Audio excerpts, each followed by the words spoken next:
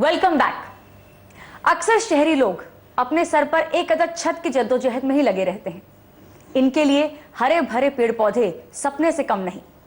ऐसे में कितना अच्छा हो अगर कोई आपको आपके फ्लैट में ही हरे भरे पेड़ पौधे लगाने का तरीका बताए। हमारे संवाददाता संजीत कुमार ने ऐसी ही एक उद्यमी से यह जानने की कोशिश की। शहरों में तेजी से बढ़ते कंक्रीट जंगल से एक ओर जहां लोग ताजी हवा और हरियाली से महरूम हो रहे हैं, वहीं दूसरी ओर उन्हें खाने के लिए ताजी शुद्ध सब्जियां नहीं मिल रही।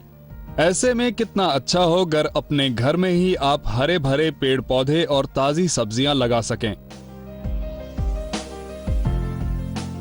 लोगों की इसी जरूरत को ध्यान में रख हमारी इस हफ्ते की एंटरप्रेन्योर स्मिता शिरोडकर ने अपनी पारिवारिक व्यस्तता को छोड़कर किचन गार्डनिंग यानी बागवानी को अपना करियर बना लिया।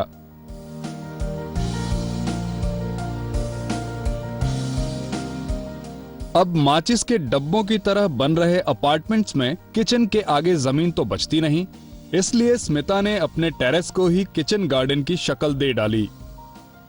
जैसे हम एक 3 महीने का एक्सपोर्ट ऑर्डर हैंडल कर रहे थे। हमारी फैक्ट्री गोवा में है, तो वहाँ फैक्ट्री आवर्स के बाद कुछ करने होता नहीं था। How much TV would you watch?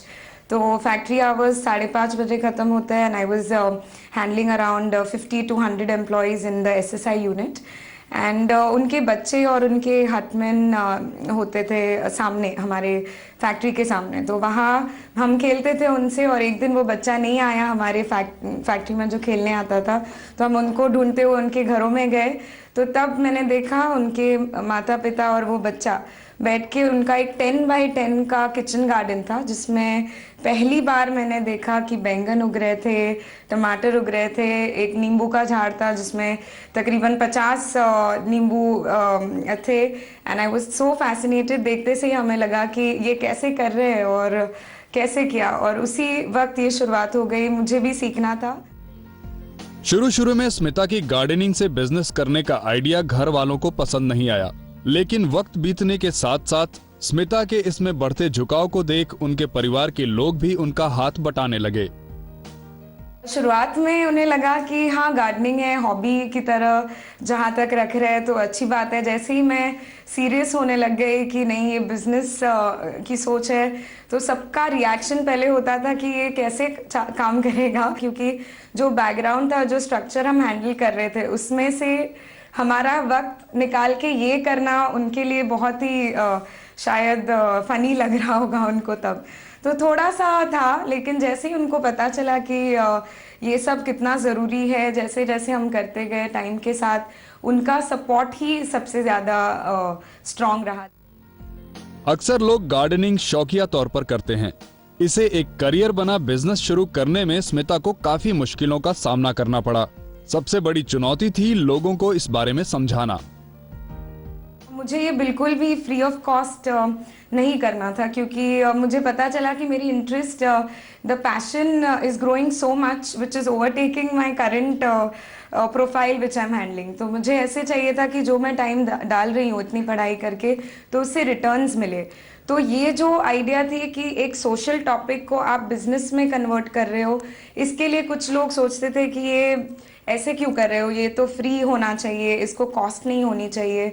जो मुझे एक हद लगता था सही कह रहे हैं, लेकिन लगता था कि जब तक आप प्राइस नहीं कोई चीज़ की कोट करते हो, जब तक फ्री क्लासेस होते हैं, तो लोगों को लगता है कि ये सीरियस नहीं है, यहाँ में भी जानकारी हमें करेक्ट नहीं मिलेगी।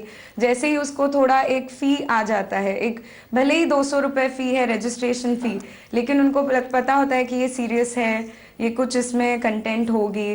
तो ये बस जो एक दृष्टिकोण था लोगों का इस कॉन्सेप्ट के प्रति कि इसको एक सोशल एंटरप्राइज बनाना, वो बहुत ही मुसीबत हमें लगी। फंडिंग इशू नहीं था, लेकिन conversion of people's thoughts that ऐसे कोई कार्यक्रम हम कर रहे हैं पर्यावरण के ऊपर, उसके लिए आप आइए, वही एक हर्डल थी। और फिर हमें जानकारी मिल रही थी कि लोगों तक पहुंचना भी एक मुश्किल टास्क रहा। जैसे एडवर्टिजमेंट करेंगे हम, तभी हम पहुंच सकते हैं लोगों के पास, लेकिन एडवर्टिजमेंट बजट्स बहुत हैवी होते थे। स्मिता ने इसे सफलतापूर्वक अपने आय का जरिया बनाने के बाद दूसरों को भी इसमें जोड़ा।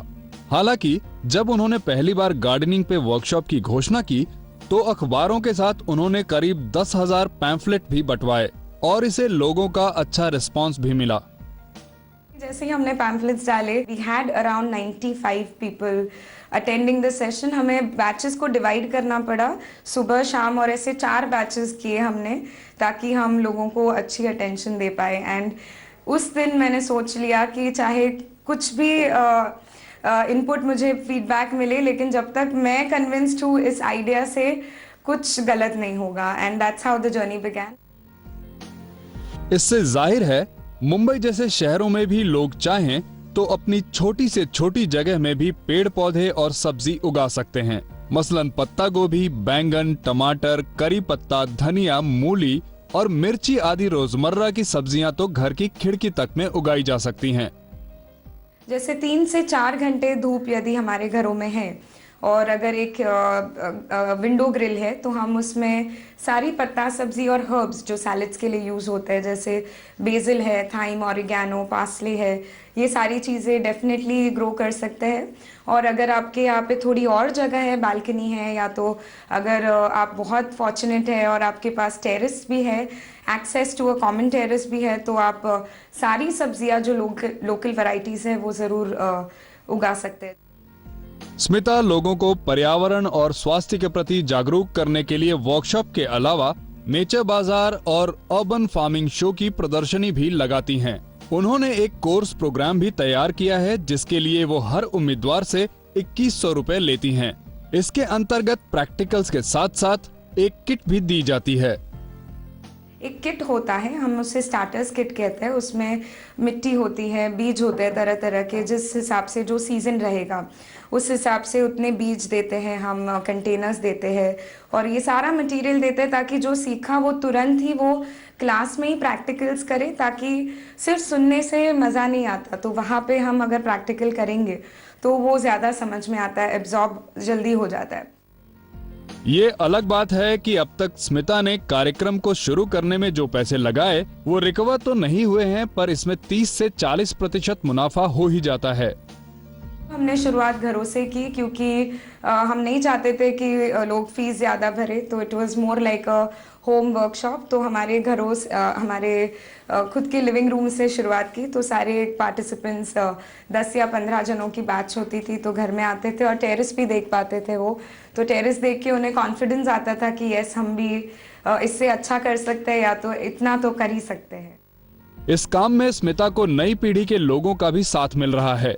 एक बड़ी सॉफ्टवेयर कंपनी से नौकरी छोड़ 3 महीने पहले ही इस कंपनी से जुड़ने वाली सोनल का कहना है कि यहाँ काम करना अच्छा लग रहा है। गार्डनिंग की लोगों तक अधिक से अधिक पहुँच बढ़ाने के लिए सोनल ने प्रचार का दूसरा माध्यम अपनाया। इनका लोगों तक पहुंचने का तरीका सिर्फ ये था कि या तो पेपर में ऐड दे, या तो जिन्होंने वर्कशॉप किया है वो दूसरों को जाके बताए। तो इससे जो इतना बड़ा शहर है और जिनको हमें ज़्यादा से ज़्यादा लोगों को अवेयरनेस करना है वो नहीं हो सकता था। तो एक तो हम मतलब जनरल एड्स देने लगे और उससे मतलब कॉर्पोरेट्स की इंक्वायरी हम लोग इनवाइट करते हैं।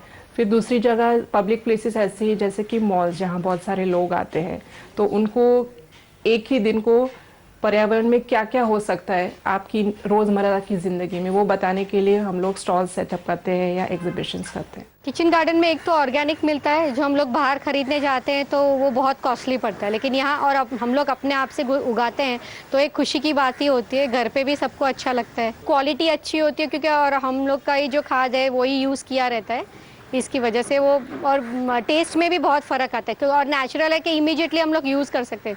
वो तो हमारे पास आते आते 3-4 दिन और निकल जाते हैं मार्केट से जब लेते हैं तभी। बड़ी कंपनी में से यहाँ पे आओ तो रिसोर्सेज इतने ज़्यादा नहीं होते हैं, लेकिन यहाँ जो पैशन होती है वो वहाँ पे हमें कभी भी देखने को नहीं मिली थी, क्योंकि यहाँ पे अपना दिल इसमें डाला हुआ है। तो ऐसा नहीं है कि सुबह और शाम को जाओ और अपनी सैलरी ले लो। इसमें हर तरीके के आइडियाज़ आपको नए नए निकालने पड़ते हैं और जो भी हर्डल्स आए वो खुद ही को अपने उसके सॉल्यूशन भी ढूंढने पड़ते हैं, लेकिन जो सेटिस्फेक्शन मिलता है वो बहुत ज़्यादा होता है।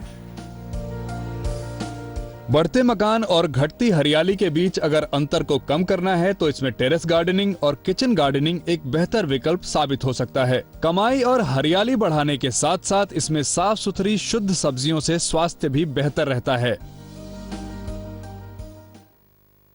वक्त है एक और ब्रेक का। ब्रेक के उस पार है हमारा तीसरा सेगमेंट संचय, जहां आज हम पेश करेंगे इनकम फंड्स पर एक रिपोर्ट। आप बने रहिए हमारे साथ।